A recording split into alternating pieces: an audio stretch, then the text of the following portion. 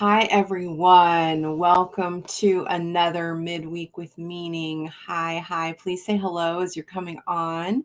Uh, this is a topic I love discussing, so I'm really grateful you are here showing up to communicate with me and let me share some information with you. My name is Angela Ward. I am a registered nurse and soul midwife, CEO of Guardian at the Gateway, where we help you to journey in and return renewed and reconnected. I have been doing this show every week for quite a while now, and I'm really grateful for those of you that have liked and subscribed and tune in to watch. It really is inspiring to me, especially getting feedback from you. So as you're watching, if you'd say hello, let me know where you're coming in from. And I have a question for you. My question for you is, have you ever had a mystical experience? If you're watching live, you can put it in the chat right now. If you're watching the replay, you can put it in the comments after you watch the replay. My next question is, what is a mystical experience? What do you think? What do you know about mystical experiences? So this is a topic I am discussing because, as many of you know, I do ketamine-assisted therapy, psychedelic-assisted therapy, and one of the things a lot of people come to me longing for is a connection to the divine, or as a longing to have an experience that connects them to a bigger meaning or greater sense of themselves. And I do think that there are occasions when psychedelic experiences do lend themselves to a mystical experience. However, a mystical experience is not it doesn't belong only in the wheelhouse of psychedelic assisted work. A mystical experience, there's been writings about this for as far back as our history goes. When I think about Saint Teresa of Avila, that beautiful image of her, there's a statue of her being ready to be impaled by an angel's arrow, and she's just like ecstatic and overwhelmed, and it seems like she had this really profound connection to God or to universal consciousness or what have you. I think a lot of our mystical writers, going way back and from many traditions, discuss this experience. So, what is a mystical experience? I find this acronym really helpful to understand and remember some of the hallmarks of the mystical experience. And I want to give a shout out to my friend April Bolding, who came up with the acronym. The acronym is sunlit. Sunlit. So these qualities, when we say sunlit, are what kind of illustrates what we would find generally when people are having some sense of a mystical experience. So the S in sunlit stands for sacred. The experience or the moment that you're having has this sense of awe or beauty, or even can have a bit of fear in it, but it's this kind of all-encompassing sense of sacred ground and tapping into something beyond ordinary realms of conscious experience. So that's for S in sacred. U in sunlit stands for unity, or unitive consciousness. Now, what comes from you, those experiences where people feel like one, feel this sense of oneness, and that everything is connected. It's also a very typical reporting of the mystical experience, that unitive experience. Next, we're to N in sunlit. And N stands for noetic. That might be a word you're not familiar with, but noetic means the ability to think about thinking, sort of. It's a tricky word that's not in common usage, but inside a mystical experience, psychedelic or otherwise, there's this sense of this ability to kind of witness your thoughts or the process of thinking sort of removed from that experience. That is, I don't know if you've ever experienced something like that. I reliably see this with people that are meditators or people that are doing ketamine assisted therapy. People have this sense of being able to see the process of thoughts unfolding, but also kind of as a witness in that process. So that's sun, sacred, sense of unity, and noetic quality. And lit, L-I-T, so L stands for love, or a sense of powerfully felt emotional states. Love, gratitude, things like that, which is actually why we're talking about the mystical experience this month, is because of that sense of gratitude and humility that sometimes can come through these mystical experiences. A powerful emotional state like love. Next is I in sunlit. I stands for ineffable. And this is an absolute quality of psychedelic experiences, mystical experiences, other types of situations like this that are ineffable. Means that words cannot describe it. It's beyond language in a way. So it's an experience that's very oftentimes difficult to translate into language. And in fact, doing so actually kind of diminishes the quality of the experience itself. And then we arrive at T, which stands for timeless. Often in these mystical experiences, one's sense of time changes completely. It seems as if that we are stepping out of time, or time dilates or contracts. Like it's not a standard linear sense of time that most of us live our day-to-day lives with. So again, I hope you're taking really good notes today. So sunlit, sacred, unity, noetic, love, ineffable, and timeless. So these are qualities that tend to illustrate one is having or has had a mystical experience. So let's talk about where one might experience a mystical experience. Of course, through psychedelic assisted therapy, it is possible for people to have a mystical experience. And as I said, it's not the only territory where one might have these experiences. In fact, I would caution you, if you are interested in doing ketamine assisted therapy with me or others, or you're looking to have a psychedelic experience, aiming the arrow towards a mystical experience is really difficult. We can't guarantee that they will happen for you. Sometimes the psychedelic experience takes you more into your body, or takes you into a different realm, or to your trauma, or all of these different places.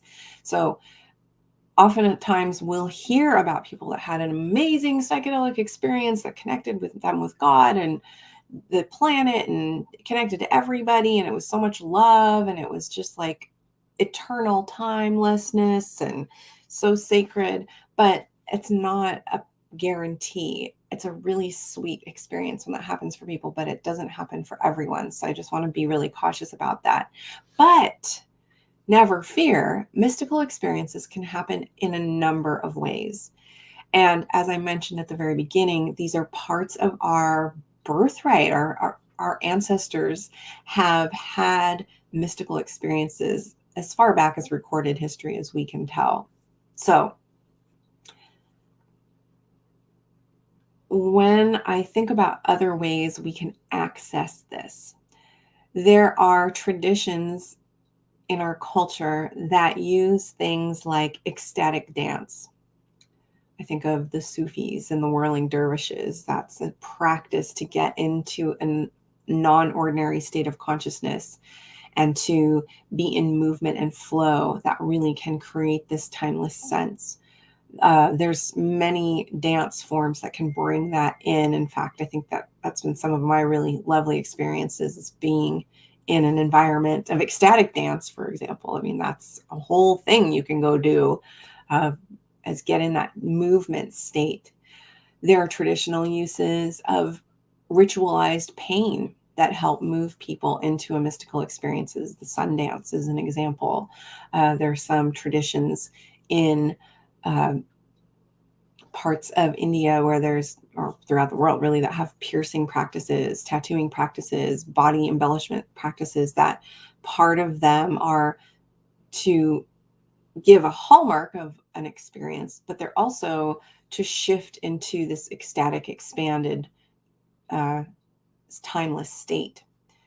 Some people have had mystical experiences in birth, giving birth.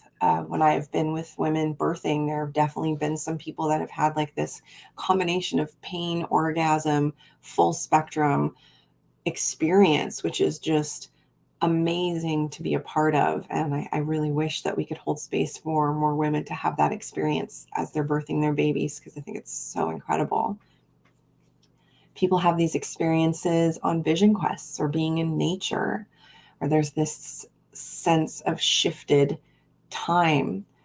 Um, I think I've shared on this channel before about an experience I had while I was driving my car, which was a little wild, totally sober, daytime.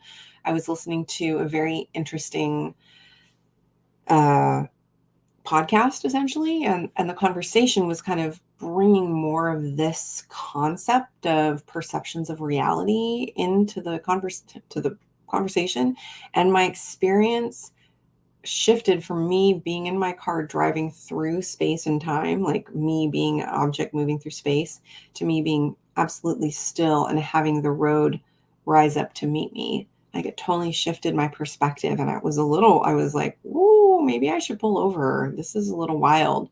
But I just kept breathing with it and kept my awareness open, and it went away eventually. But I would say it had hallmarks of the mystical experience. It was definitely timeless. That really shifted. Um, and it was ineffable. It's very difficult to describe what that feeling was like.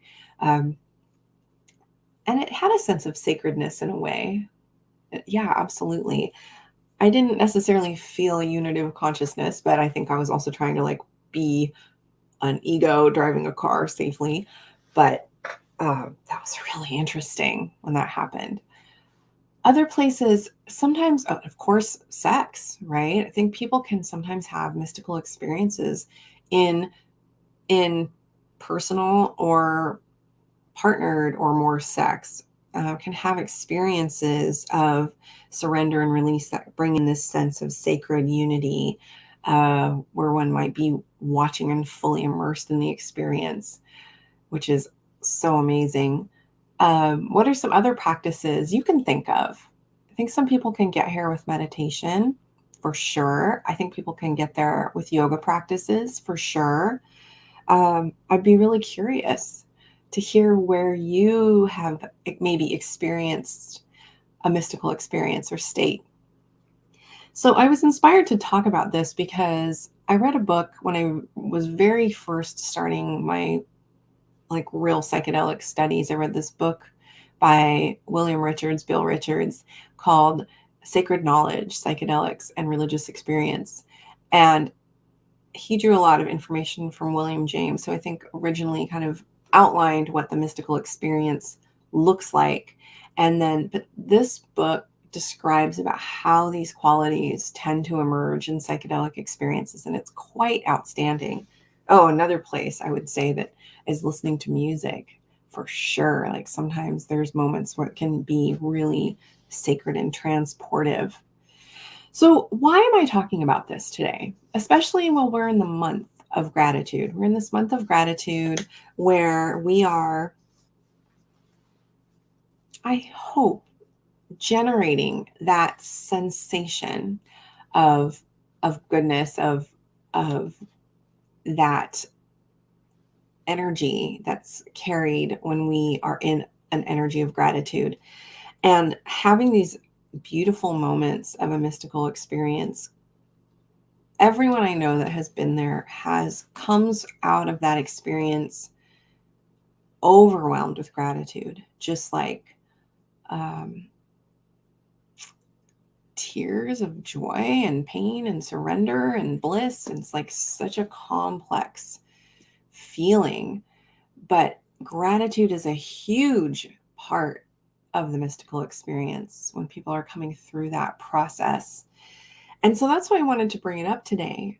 And I wanted to see how we might give ourselves permission to see when these moments might be happening for us, for you, for me. Again, they needn't be induced by a specific medicine or experience, but how might you notice this moment has a sense of sacredness? What does that even mean to you? What does that mean to you? For me,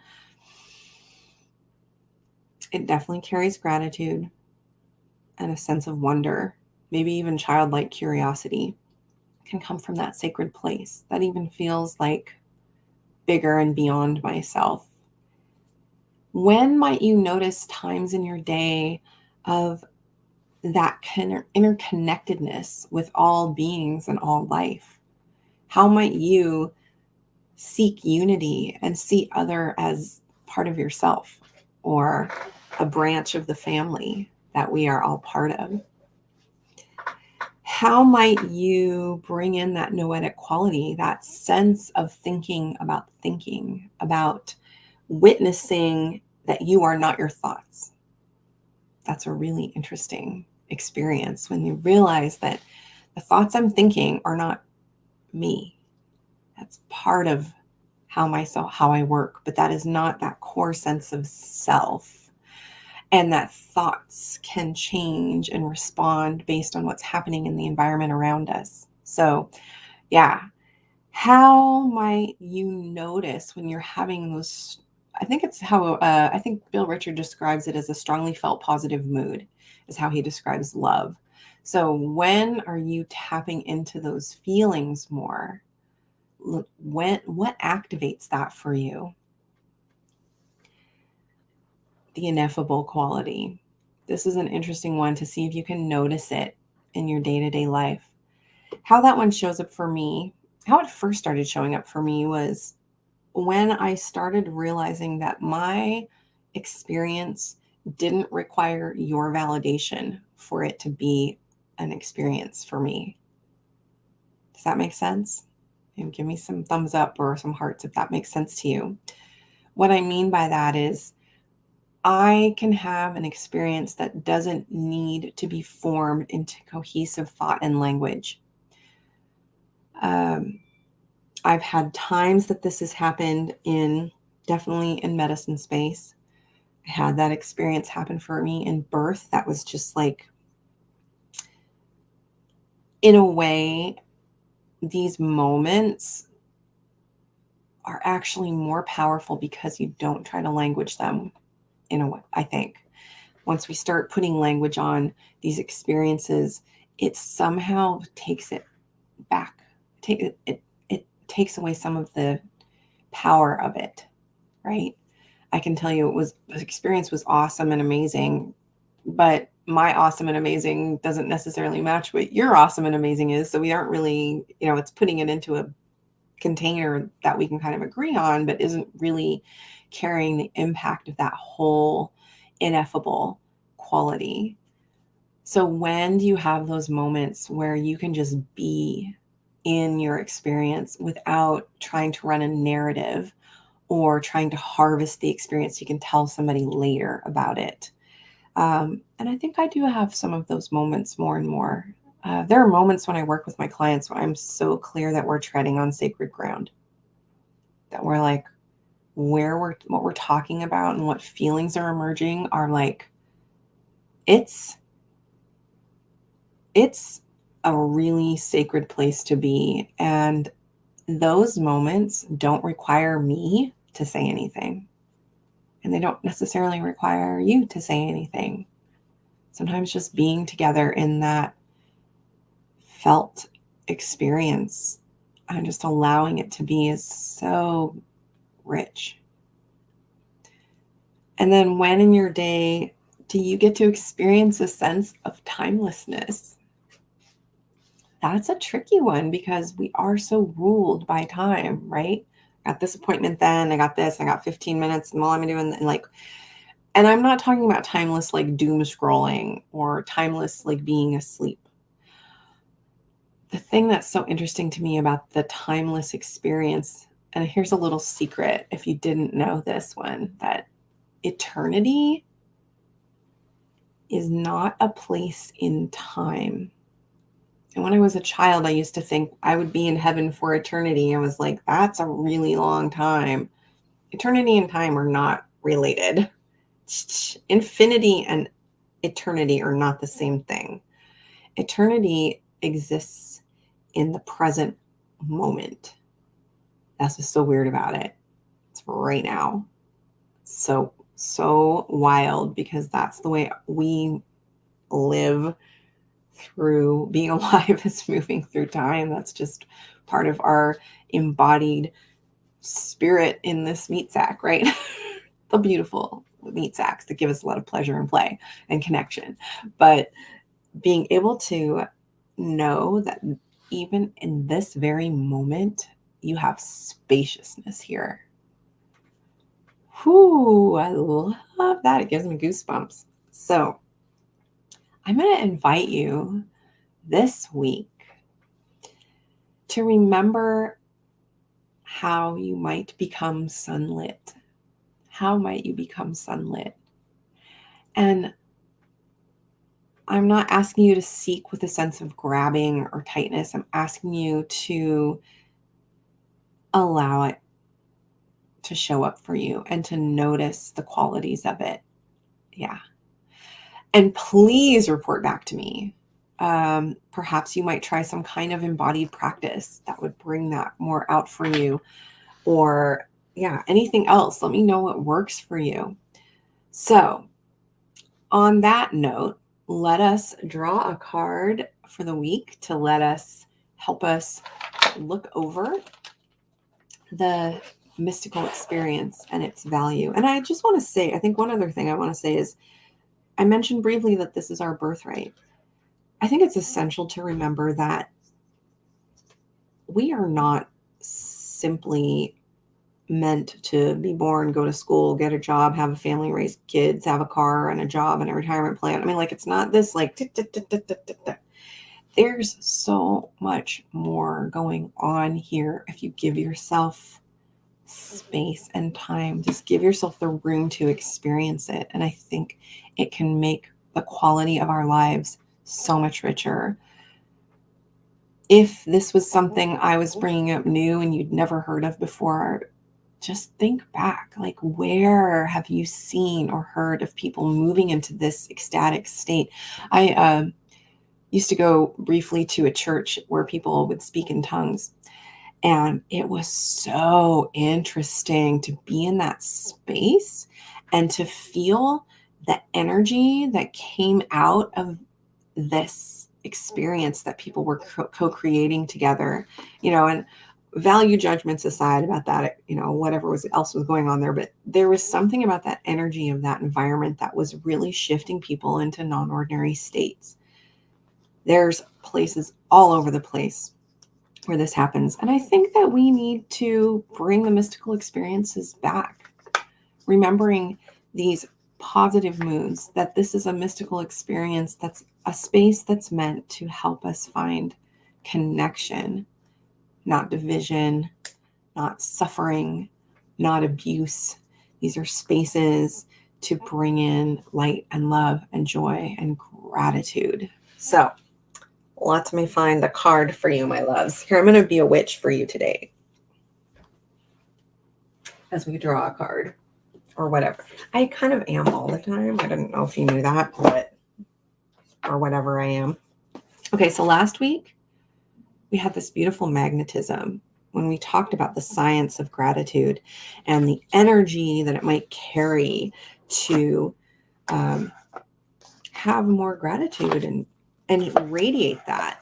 So Hang on, I'm going to turn my little light on here so I can see better. Boink, boink. Look, I'm so much brighter. Okay. So thank you card. Let us see what the Sacred Earth Oracle might have to add about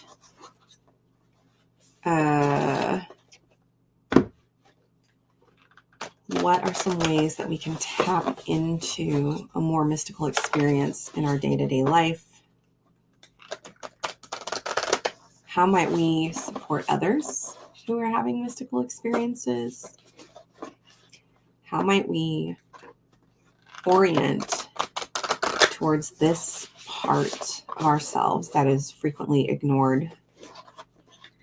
How might we bring this gratitude practice from a bigger source that has all of it? Okay, mystical experience card. Where are you? Oh, well, this is the one that turned over in my hand. It's alchemy. I feel like we've had this one before. There you go. Can you see it? Oh, God, that's gorgeous. A big, beautiful hand with it almost looks like a medicine wheel / sun in the center. So let me read alchemy to you and see how it relates to our work this week.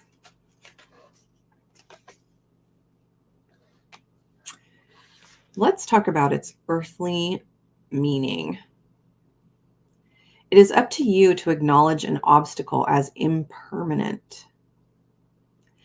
That really speaks to me around that sense of eternity. Regardless of who is to blame, it is your responsibility to defy a false limitation. It is your responsibility to defy a false limitation. Maybe you're someone who's like, spiritual conversations are not something I'm really interested in talking about, or mystical experiences seem like woo, and that's just like, I'm science-based. Listen, friends, I'm a freaking nurse. I'm science-based, and I also bring in this because there's a lot going on in this world, and I think it's important to balance this piece in too, right? So what are your false limitations? A quirk or idiosyncrasy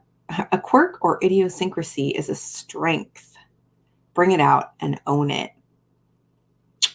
Okay, I definitely have some of that. You probably all do too. Individuality is a precious gem.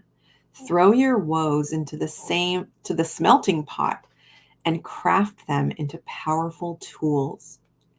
Experiment with what you have and give it value. I love this. So the mystical experience is this process of alchemy, I swear. The spiritual meaning is life is perpetual movement, and yet life is also still. For sure, this relates to what I was sharing about driving my car and everything coming towards me as I was still, and also the process of how this mystical state can show this paradox in a way. Life is change, and yet it is also unchanging. You are part of this moving stillness, changing and unchanging through time and eternity. Okay, there's two of the words we just used right there. Something is moving within a still part of you, and yet something still within is the moving part of you. Meditate on this. Yeah, I think that's a really great thing. Something is moving within a still part of you, and yet something is still within the moving part of you. Meditate on this and feel complete oneness in your being. I love this. I think we'll leave it there. So alchemy this week. This is a process of transformation. And when we are able to start to recognize that mystical experience as our birthright and an opportunity to get to know ourselves and others even more deeply from a place of love and reverence and gratitude, how might you transform in relationship to that? So that's what I got to say today, my friends. Please, if you're watching, make sure to like and subscribe and follow me. If you're on YouTube, please subscribe on YouTube. Follow me on Instagram. It's Guardian at the Gateway on Instagram, or find me on LinkedIn or whatever. Like, I'd love to have you here. And if this was meaningful to you, please share it. Please message me. Let me know what came out of it for you. Let me know how you're able to tap into more of that experience for yourself. All right, my loves, have a beautiful day. It's a sunny, gorgeous day here in Seattle, and I'm so grateful for you all. I'll be back here next week when we're going to talk about your impact. All right. Love you. Bye.